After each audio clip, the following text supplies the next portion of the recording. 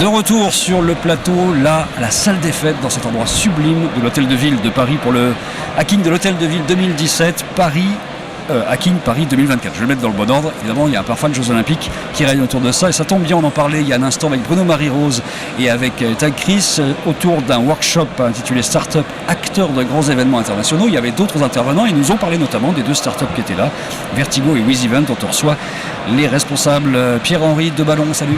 Bonjour. Ça, c'est WizEvent, de la billetterie en ligne. On va le dire comme ça de façon très courte, mais on va préciser. Et puis Jérémy Pain, salut. Bonjour. Vertigo, c'est de l'open data, mais open source. Alors là, il faut nous expliquer ce que c'est, mais ça peut servir aussi dans le cadre d'organisations importantes. Qu'est-ce que vous retirez tous les deux de ce qui s'est dit dans ce workshop d'abord ? On commence par vous. Oui, avec plaisir. Merci Bertrand. Donc moi, ce que j'ai retenu, c'est deux choses. C'est que il faut que l'exploitation, c'est-à-dire le temps réel pendant un événement soit parfait. Et ensuite, il faut penser l'événement à venir comme une révolution. C'est-à-dire qu'il ne faut pas refaire ce qui a été fait, mais reprendre complètement le processus d'innovation pour apporter des choses nouvelles afin que cet événement marque l'histoire quelque part. Qu'est-ce que vous pouvez apporter, vous, en tant que Vertigo, sur un événement comme les Jeux Olympiques ? Prenons un exemple au hasard totalement. Donc, ce qu'on pitch aujourd'hui sur le hacking, c'est notre directeur général Rupert Chis qui est en train de le faire. C'est un algorithme prédictif qui peut anticiper qui seront les spectateurs et les téléspectateurs de chacune des épreuves sportives sur la manifestation. Donc ça permet à l'organisateur d'avoir un meilleur dialogue avec ses sponsors pour que le sponsoring soit adapté à la cible. Ça permet d'offrir des services, d'ailleurs il y a peut-être des choses à discuter avec WizEvent, aux bonnes personnes sur le lieu. Ah oui, pour la billetterie ça peut aider. Et pareil pour la télé, là on comprend tous, des pubs ciblées en fonction de qui regarde, qui est là, de quel âge ils sont, de quelle nationalité ils sont. On n'a pas les mêmes personnes qui regardent l'équitation que la natation, que l'athlétisme. C'est pas du tout les mêmes publics en finale qu'au premier tour, etc. Donc c'est ce que l'algorithme prédictif... Vous l'avez déjà fait ça sur un événement particulier ou pas ? Non, absolument pas. On travaille en vue de se positionner sur des événements type Jeux Olympiques et Paralympiques Paris 2024 en espérant bien sûr que la ville parvienne à séduire les décideurs en septembre. Et en revanche, on a des spécialistes du prédictif, donc on utilise des technologies qui s'appellent celle du machine learning, donc c'est des statistiques auto-apprenantes, et on arrive à faire de la classification temps réel de très gros volumes de données. Puisque vous êtes des spécialistes du prédictif, c'est quoi le pourcentage de chances que Paris ait les Jeux Olympiques en 2024 ? On touche pas à tout ce qui est...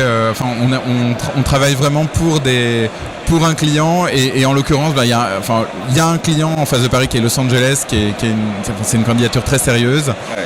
Donc on peut prier, on peut proposer pour les dossiers de candidature nos innovations pour les renforcer. Et évidemment, on espère que Paris, qui est une ville merveilleuse, remporte les JO, mais très honnêtement, c'est comme les sondages politiques, ça veut rien dire jusqu'au moment où l'histoire est écrite, quoi. Donc je m'aventure pas à ça, mais j'espère un maximal. Pierre-Henri, merci d'être avec nous également. WizEvent, vous pensez quoi, vous, de ce qui s'est dit dans le workshop ? Qu'est-ce que vous retenez ? Ce que j'ai senti, c'est qu'il y avait beaucoup de questions de start-up sur comment on bosse avec ces organisations-là. Oui, qui sont des quel énormes process, exactement.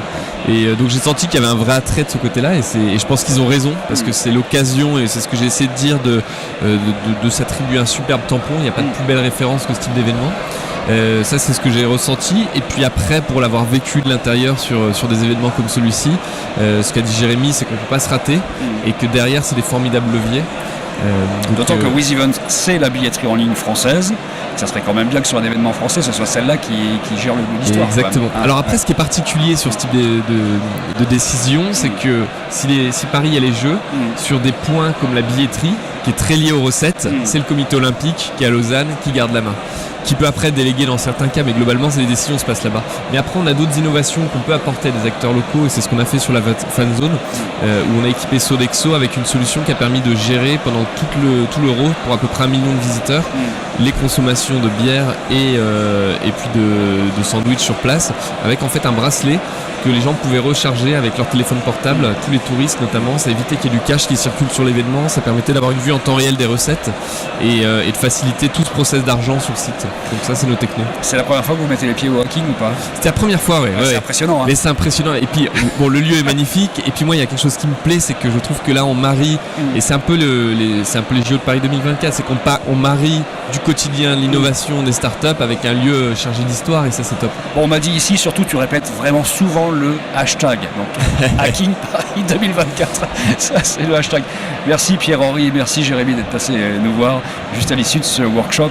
Dans un instant, c'est la Tribune qui prend le relais avec toute une série d'interviews, notamment de grands groupes, toujours en live ici depuis le plateau de l'Hôtel de Ville.